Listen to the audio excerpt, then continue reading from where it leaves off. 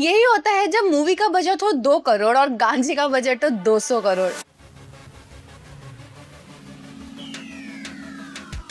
अब इस मूवी का एग्जैक्ट बजट तो हमें नहीं पता, पर हम जिस मूवी की बात कर रहे हैं उसका नाम है महाकाव्य श्री रामायण कथा। और कसम से रामायण की महानता खत्म हो गई है। एंड इस मूवी के टीजर को देखने के बाद और किसी का तो पता नहीं, पर ओम रॉड जरूर खुश होने वाला है, क्योंकि आदि पुरुष पे जो कलंक लगा हुआ है ना, सबसे बुरी एडेप्टेशन होने का, वो जरूर मिटने वाला है। और अभी ये क्वेश्चन नहीं है कि ये मूवी देखने कौन जाएगा, क्वेश्चन ये है कि ये मूवी बनाई भी क्यों गई है। तो चलो फटाफट से टीजर की बात कर लेते हैं। टीजर की शुरुआत होती है ये 50 रुपए वाले द्वारपालों के साथ। इनको देख के लिटरली ऐसा बोला कि इनको बोला है भाई सेट पे आ जा, ठीक है, और फिर इनको कपड़े पहना देंगे और ये यूं खड़े हो गए।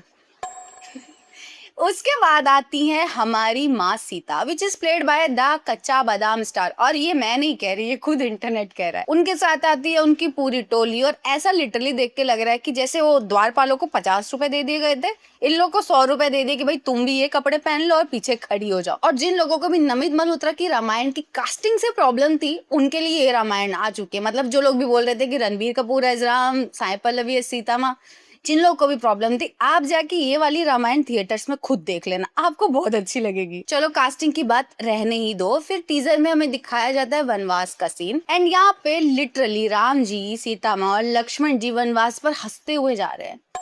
ऐसा कैसे, मतलब कैसे हो सकता है। इसके अलावा भी बहुत सारी चीजें हैं जो टीजर में ऑफ है। एक जगह पर आप लिटरली एक सीन में कृष्णा जी का भजन सुनते हो। मतलब कृष्णा जी का जो युग है वो राम जी के बाद आया था, और उनका जो भजन है वो रामायण में कैसे हो सकता है, ये मुझे समझ नहीं आया। इसके अलावा आपको बहुत कुछ नकली दिखने वाला है। जितने लोगों ने बोला था ना कि वीएफएक्स ऐसा लग रहा है वैसा लग रहा है, तुम रुको, तुम्हारे लिए बहुत कुछ है।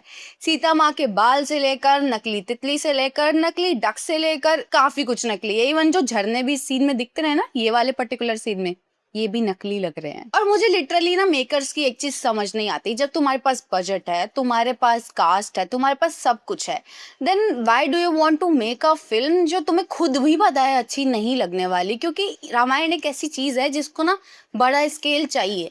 आप इसको नहीं बना सकते ग्रीन स्क्रीन पर या वीएफएक्स पर या इस तरीके से, बिकॉज वो जाता ही नहीं है। और जब एक इतनी बड़ी बजट वाली फिल्म को लेकर इतनी ज्यादा नेगेटिव क्रिटिसिज्म हो रही है, उसके बीच में मेकर्स में इतनी हिम्मत है कि वो अपना टीजर लेकर आते हैं, एंड इसके बाद इसका ट्रेलर आने वाला है, नई मूवी आने वाली है, मुझे नहीं पता, क्योंकि बहुत ज्यादा बैकलैश इसको मिल रहा है। एट दिस पॉइंट मुझे ये लग रहा है कि अगर तुम बना भी चुके थे, चलो ठीक है, तुमने पैसा लगा दिया, एटलीस्ट तुम थिएटर्स में तो रिलीज मत करो।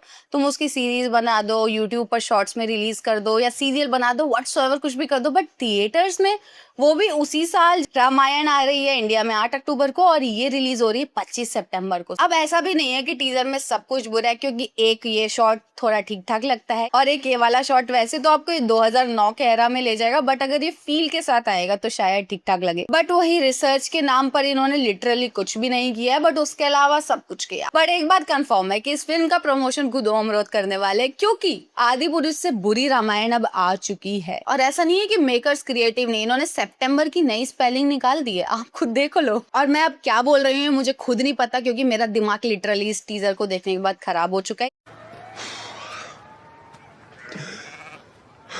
बाकी अगर आपने इस मूवी का टीजर देख लिया है तो कमेंट्स में बताना आपको एक कच्चा बादाम वाली लड़की है सीता माँ कैसी लग रही है, और ऐसी और वीडियोस के लिए चैनल को सब्सक्राइब कर लो। देखो इन्हें ये है ओस की बूंदें।